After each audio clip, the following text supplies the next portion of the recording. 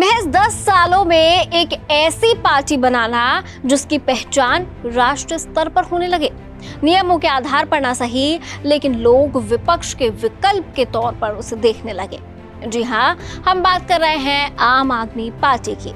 इस पार्टी की बात होती है तो सबसे पहला नाम आप सबकी जुबान पर अरविंद केजरीवाल का ही आता होगा। लेकिन एक और नाम है जिसका इस पार्टी को इस मुकाम पर पहुंचाने में बराबर का योगदान है।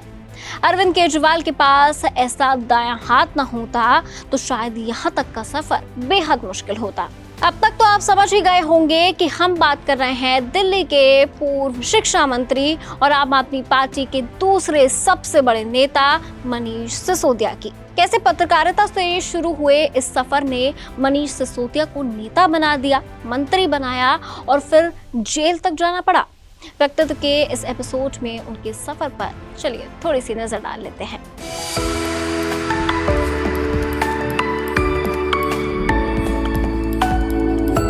मनीष सिसोदिया का जन्म उत्तर प्रदेश के हापुड़ में 5 जनवरी 1972 को हुआ था। उन्होंने अपने पेशेवर जीवन की शुरुआत एक पत्रकार के रूप में की थी। उन्होंने पत्रकारिता का डिप्लोमा करने के बाद ऑल इंडिया रेडियो में 0 आवर नाम का एक शो होस्ट किया। इसके बाद सिसोदिया ने एक निजी समाचार चैनल में काम किया, लेकिन पत्रकारिता में उनका मन ज्यादा नहीं लगा। उन्होंने कुछ अलग रास्ता चुनने का मन बनाया। फिर उन्होंने कई सामाजिक संस्थाओं के साथ मिलकर काम किया, लेकिन सिसोदिया को लाइमलाइट मिली अन्ना हजारे के भ्रष्टाचार विरोधी आंदोलन से। इस आंदोलन में वो केजरीवाल के साथ साथ काफी सक्रिय रहे। अन्ना आंदोलन के बाद अरविंद केजरीवाल ने राजनीतिक पार्टी बनाने का फैसला किया तो सिसोदिया उनके साथ आ गए। सिसोदिया ने 2006 में पत्रकारिता का करियर छोड़ दिया था। उन्होंने अरविंद केजरीवाल के साथ पब्लिक कॉज रिसर्च फाउंडेशन की स्थापना की। उन्होंने फिर परिवर्तन एनजीओ को भी बनाया।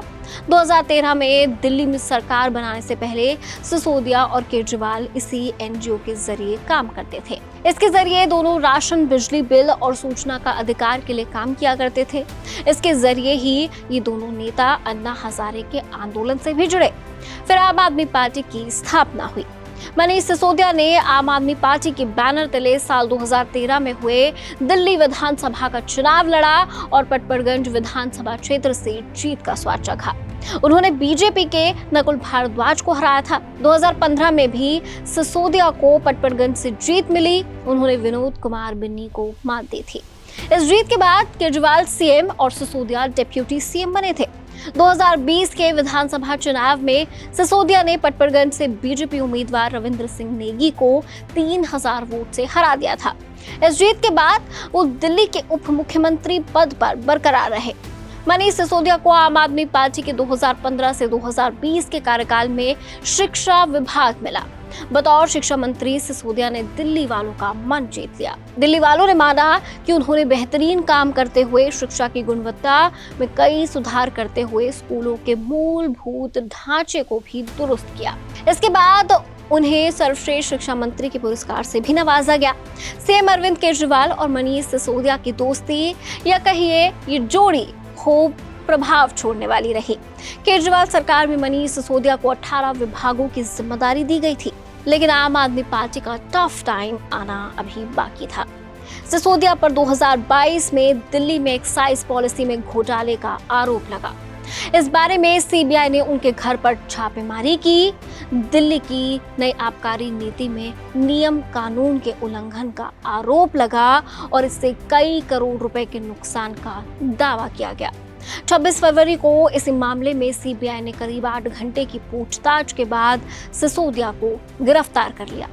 उप मुख्यमंत्री मनीष सिसोदिया को आपराधिक साजिश रचने, खातों की हेराफेरी, शराब माफिया के हित को ध्यान में रखते हुए पॉलिसी बनाने, भ्रष्टाचार निरोधक अधिनियम, सरकारी कर्मचारी से रिश्वत लेने जैसे आदि धाराओं के तहत गिरफ्तार कर लिया गया। इसके बाद इसी मामले में दिल्ली के मुख्यमंत्री अरविंद केजरीवाल को भी गिरफ्तार किया गया, लेकिन 17 महीनों बाद मनीष सिसोदिया जेल से बाहर आ चुके हैं। आते ही मनीष सिसोदिया एक्टिव फॉर्म में नजर आ रहे हैं। सिसोदिया पार्टी की जिम्मेदारी संभालते हुए नजर आ रहे हैं। अगले साल जनवरी में दिल्ली विधानसभा चुनाव हो सकते हैं।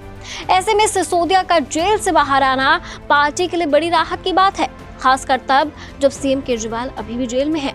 अब उनका राजनीतिक सफर आगे क्या मोड़ लेगा ये तो वक्त तय करेगा, लेकिन व्यक्तित्व के इस एपिसोड में बस इतना ही। ये एपिसोड आपको कैसे लगा कमेंट सेक्शन में जरूर बताइएगा। देखते रहिए एबीपी लाइव।